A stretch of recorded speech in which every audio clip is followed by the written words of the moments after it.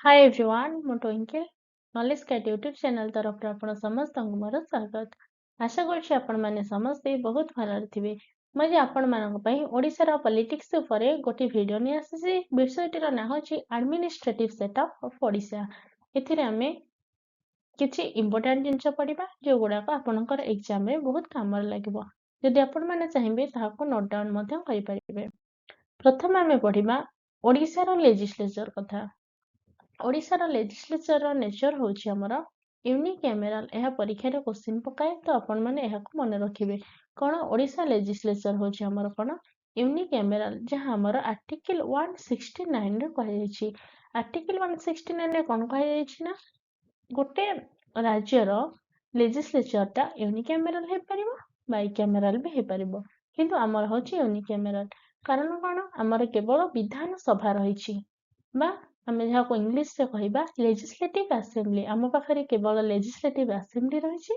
सेथि पय हमर होछि यूनिकैमेराल जहा पाखरे लेजिस्लेटिव असेंबली एवं लेजिस्लेटिव काउंसिल बोथ थिबो से हेबो बाइकैमेराल तो हमर होछि यूनिकैमेराल हमर लेजिस्लेटिव असेंबली रो सीट कोड होछि भुवनेश्वर ठारे रहिछि आ गोटे डेट को आमे मन रखिबा जहा को आमे उत्कल दिवस रूप में पालन करछे 1 एप्रिल 1936 1 एप्रिल 1936 को आम ओडिशा कोन हेतिला गोटे सेपरेट प्रोविंस ऊपर नामित होइतिला सेथि पई एहा को आमे मन रखिबा जे कहा द्वारा हेतिला government of British India government of British India द्वारा ओडिशा गोटे सेपरेट प्रोविंस रूप परिगणित होइतिला कोन प्रथम राज्य हिसाब रे लिंग्विस्टिक बेसिस रे ताहा होइतिला हेति पई एडा हम पई गोटे भल दिन आगर हम ओडिशा का सहित मिसिकी थिला बिहार ओडिशा प्रोविंसेस मद्रास प्रेसिडेंसी आ गोटे सेंट्रल प्रोविंस ए सब सहित मिसिकी थिला किंतु ओडिशा ए दिन सेपरेट हेतिला तापर हम देखिबा हम election of for legislative assembly started हमर इलेक्शन केबे आरंभ होइतिला लेजिस्लेटिव असेंबली पाइम ना 1952 मसिहा रे फर्स्ट प्री इंडिपेंडेंट असेंबली हमर प्रथम प्री इंडिपेंडेंट असेंबली केबे कॉन्स्टिट्यूट होइतिला 3 फेब्रुआरी 1937 रे जहार लीडर थिले कृष्णचंद्र गजपति ताहले कृष्णचंद्र गजपति होछन्ती फर्स्ट प्री इंडिपेंडेंस लीडर किंतु पोस्ट इंडिपेंडेंस लीडर होछन हमर के हरिकृष्ण महताब हमर प्रथम पोस्ट इंडिपेंडेंस असेंबली कॉन्स्टिट्यूट होइतिला फेब्रुआरी 20 1952 मसिहा रे ताहले पोस्ट इंडिपेंडेंट असेंबली होछि 3 फेब्रुआरी 1937 एवं पोस्ट इंडिपेंडेंट असेंबली होछि 20 फेब्रुआरी 1952 प्री इंडिपेंडेंट समय लीडर थिले कृष्णचंद्र गजपति पोस्ट इंडिपेंडेंस रे लीडर होछन्ती हरिकृष्ण महताब हमर प्रथम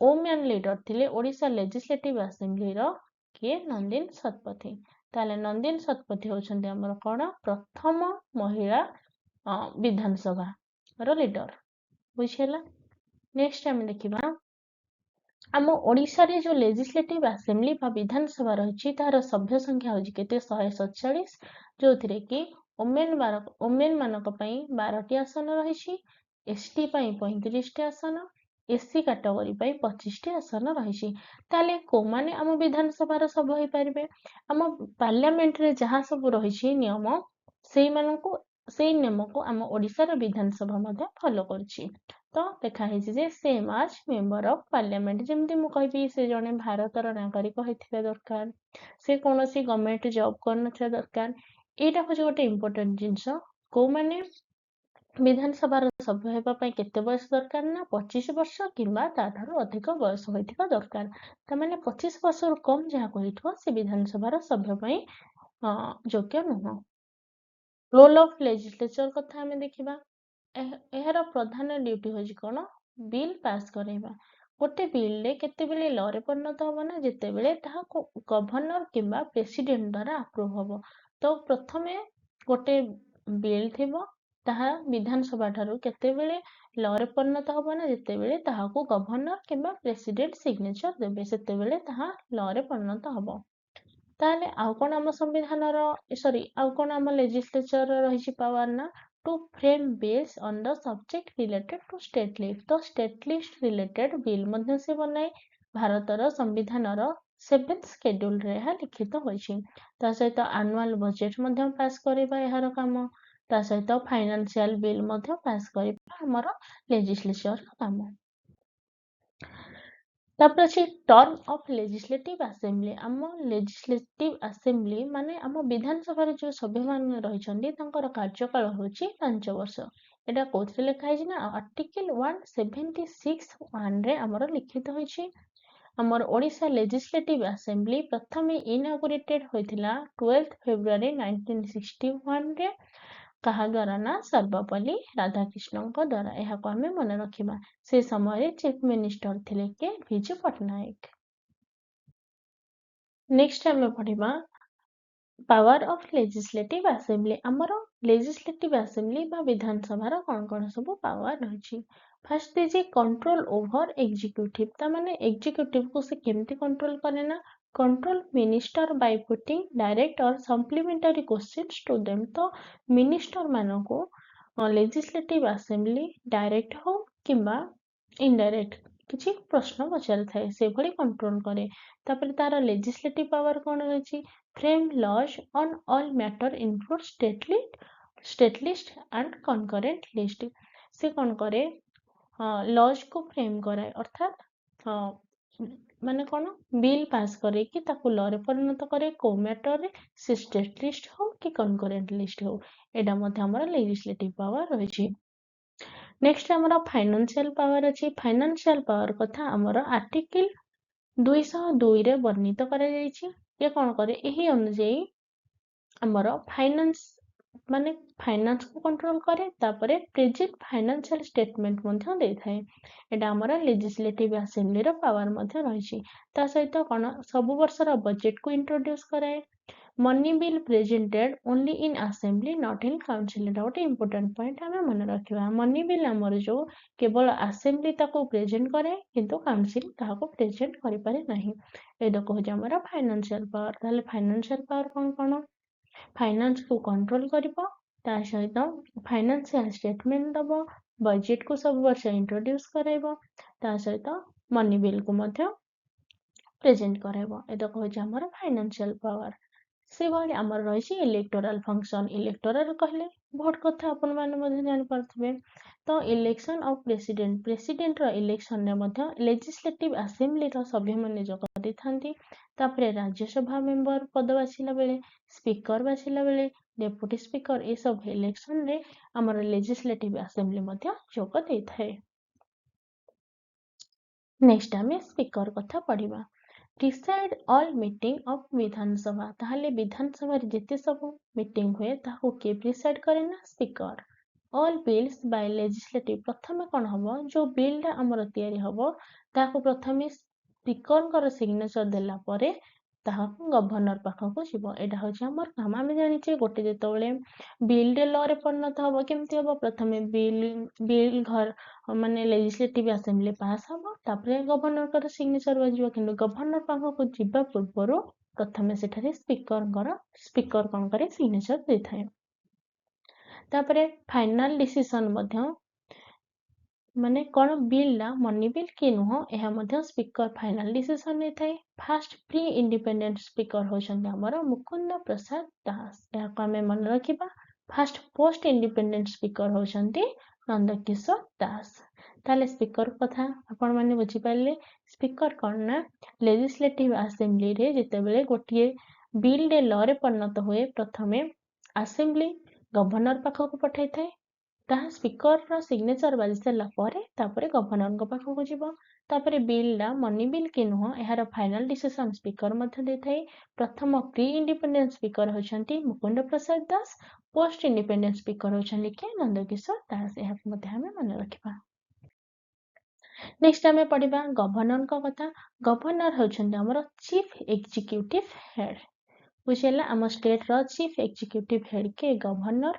There shall be governor for each state। ତାମାନେ ପ୍ରତ୍ୟେକ स्टेट रे जड़े जड़े गवर्नर रहिबे एना हमर आर्टिकल 153 रे लिखा होइछि गवर्नर अपॉइंट कथा गवर्नर को किए अपॉइंटेड करंती ना प्रेसिडेंट अपॉइंटेड करंती प्रेसिडेंट कहले राष्ट्रपति तो गवर्नर को राष्ट्रपति नियुक्त देइछन्ती एडा हम संविधान आर्टिकल 155 रे लिखित होइछि आउ कोन हमर गवर्नर होछन्ती कोन नॉमिनल हेड किंतु रियल हेड होछन्ती हमर चीफ मिनिस्टर नॉमिनल हेड बा चीफ एग्जीक्यूटिव हेड कहले गवर्नर को बुझाए किंतु रियल हेड होछन्ती chief minister same person can be governor of 2 or more state by amendment of constitution 1956 1956 मसीहार कन्स्टिट्यूशन आमेंडमेंट एक्ट अनुसार जड़े व्यक्ति 2 किंबा 2 रु अधिक स्टेट गवर्नर हो पारिबो एहा हमर संविधान रे लिखित होइछि एबे हमें देखिबा गवर्नर कौन सब फंक्शन रही